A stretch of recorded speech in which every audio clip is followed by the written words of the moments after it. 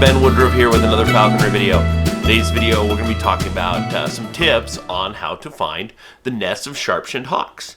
Whether you're a falconer, a biologist, a bird bander, if you haven't found them before, it can be difficult. You're just like, where are they? The forest! Well, that's kind of a broad place to look, isn't it? Now, sharp-shinned hawks are an accipiter, which is a type of hawk, a family of hawks, the true hawks, the forest hawks. We've got 3 in America. The largest is the northern goshawk, and then in between is the Cooper's hawk, and the smallest is the sharp-shinned hawk.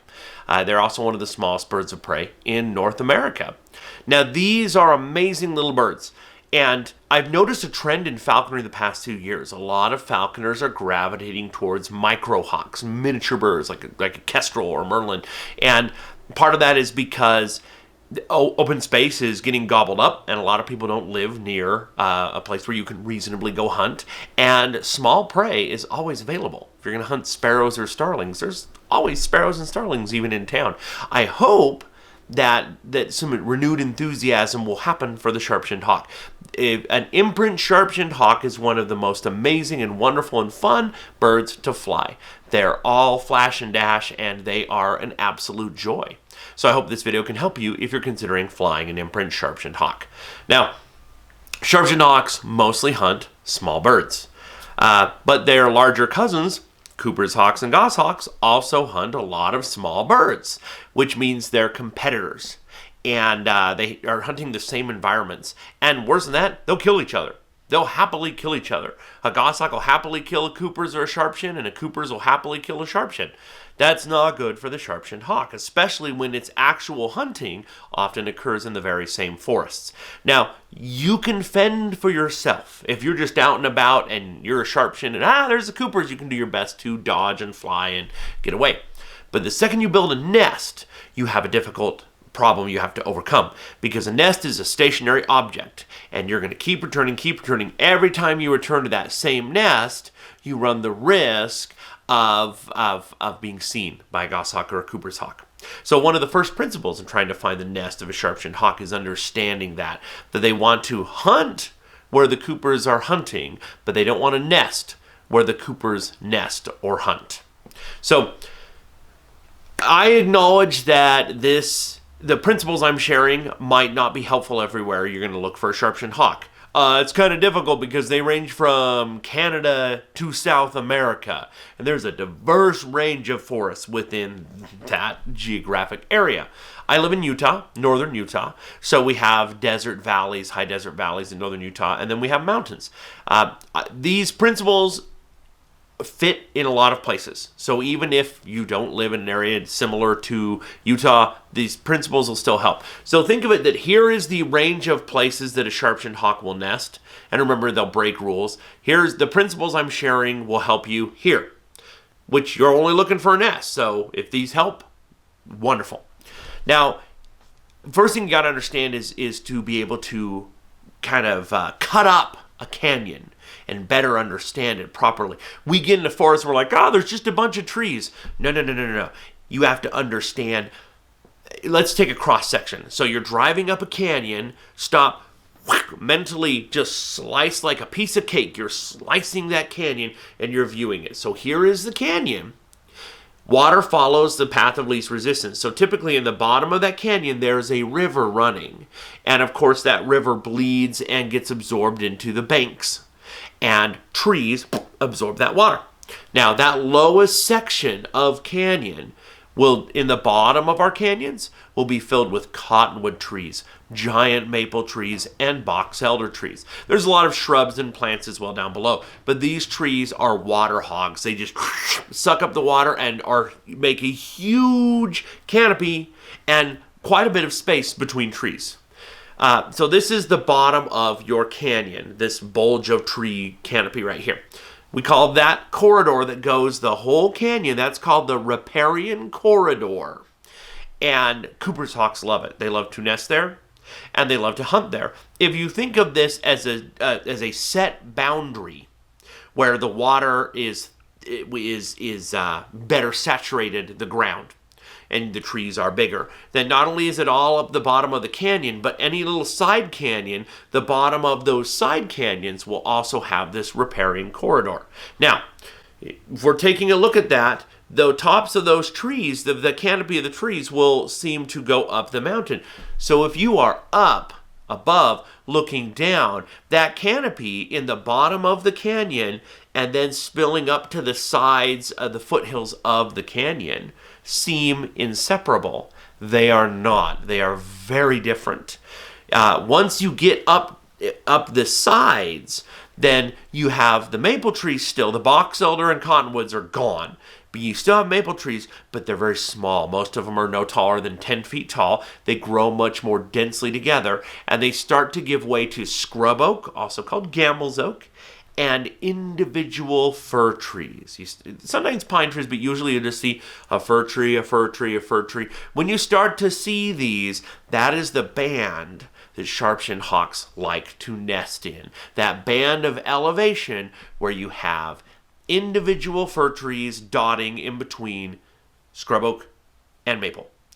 And they like to nest in the fir trees, but that's not a hard and fast rule. Just know if you're finding those individual isolated fir trees, you're in the right spot. The reason why this is a good spot is Cooper's hawks don't like it.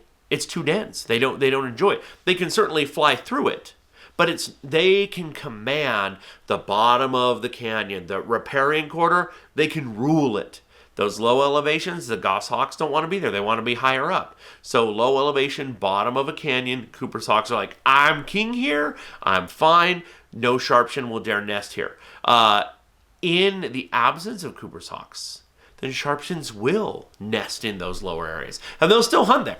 So that's the first thing you need to know, is if you're going, usually, again, there's always rule breakers, but if you're down in that riparian corridor with big cottonwoods, maples, and big box elders, you're going to find Cooper's hawks. You're not going to find sharp-shinned hawks. You got to go up a little bit onto the side. Now, when you are looking in this correct habitat, you also need to look for water. They don't want a river, they don't want a stream, they want a trickle. Like an ideal level of water would be something no wider than a few inches, dead serious.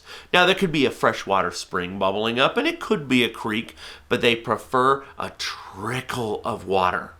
Now, if you look at a mountainside, you can look at what, remember, water follows the path of least resistance. So look, observe above, find your band where you have those individual fir trees dotting the short, dense maples. Look above and say, okay, now where is water coming through? Where is the lowest point on this side canyon? Watch for that. And when you see that, then you have a good spot. Go find that water, and then look at the surrounding fir trees, and even if they're not in the fir trees, they'll be near them. Even if they're in a maple, that's okay. So that's also true on big mountain faces, even if you're not in a canyon. Take a look at this mountain here. This is a mountain near my home, and the foothills go up into it. The foothills are very good hunting territory for the sharp-shinned hawks, and there's even a lot of neighborhoods that have bird feeders that they can come and snag birds that are eating from there. But if you look up above, you can see these giant cliffs. Water and snow hit these cliffs, they fall down, it follows, and then it percolates through the ground and pops up right as the hillside begins to level out a little bit and not be quite so steep. And you see that same spot where you have, from top to bottom, you have fir trees, and then it goes individual fir trees dotting in the maples and the scrub oak, and down below it's just scrub oak and maples. So you find that same band, and you look at the couple of sections on this mountainside that would have good water. And this is a pair. There's a pair that nests in here almost every year, and they just have that tiny trickle of water. It's kind of the answer to look for there. Now, if you have gone in here now and you've said, I found a good territory to look for and I'm going to start hiking through all of this, do call tapes work? Yes, there's a couple of options. It's kind of funny, on one of my other videos, you can see one of my early but highly effective tools for finding a sharp-shin. I'm up in the forest looking for sharp-shinned hawks. Now, sharp-shinned hawks have a really high-pitched call. And I tried to find a recording of it online. I was going to walk through the forest with a CD player trying to find their nest. But I can't find that. Couldn't find any good things on YouTube. Down by a river in good country. So what's going to be the very best way that I can try to call them in? Something that will mimic their sound exactly. Let's see if we can find any. So yes, actually using a toy monkey with a monkey puppet with a squeaky toy in it mimicked the angry call of a sharp-shinned hawk beautifully enough, and I got a lot of results in it. But I'll tell you what works even better: the angry call, an alarm call of a goshawk. Sharp-shinned hawks, if you're getting near their nest, they'll hear that and they'll come beep, beep, beep, beep, beep, and they'll start diving on you. When this happens, take note. What direction did they come from? Because they will have come from one of two things: either their nest or their food exchange platform. So there's a ritual. This is pretty true with accipiters, but especially sharp-shinned hawks. The male will have picked a perch or a tree or a stump, and when he has caught something, he will fly to it, he will pluck it, maybe take a few bites himself, and then he'll call to the female, and the female will fly to him, and they do an exchange, and she'll eat some of it, and then she'll go to the nest. Why not do that at the nest? Well, the nest itself, you want to keep quiet, keep silent. You don't want the Cooper's hawks or the goshawks to see you. The food exchange is a ritual. It builds trust, it bonds the pair, and there's a lot of flair, often a lot of noise. There's wings flapping, and you would rather draw attention to that location than your nest. Now, it's not true with other raptors, but with these accipiters, especially with sharp-shins, this is the case. Now, that hunting platform, that trade post where they're going to exchange, is like always, I've never seen otherwise, it's always above the nest. Uphill from the nest. Usually no more than 300 yards at the most, but normally it's like 100 yards uphill. So if you find that, and again, they will be aggressive and will defend this. If you bring a goshawk call tape, they might start defending the plucking post, this food exchange post. But if you find it, take note of where you are and walk straight downhill, and you will find their nest. Now, I understand this formula I'm giving, of course, is very cut and dry in my area, and it's a little bit different everywhere else. So one of the things I want to convey is the tree density. So here's an example. Here's a canyon. This is a canyon near my house that I used to run scout camps, summer camps at. And this was a sharp-shinned hawk that returned year after year. Now, I also know where the Cooper's hawk is that would patrol and hunt the same scout camp. But notice, you see the slope that you're looking at with the maple trees is not as steep as I've tried to convey in this video. And again, just a lone fir tree is where they chose to nest.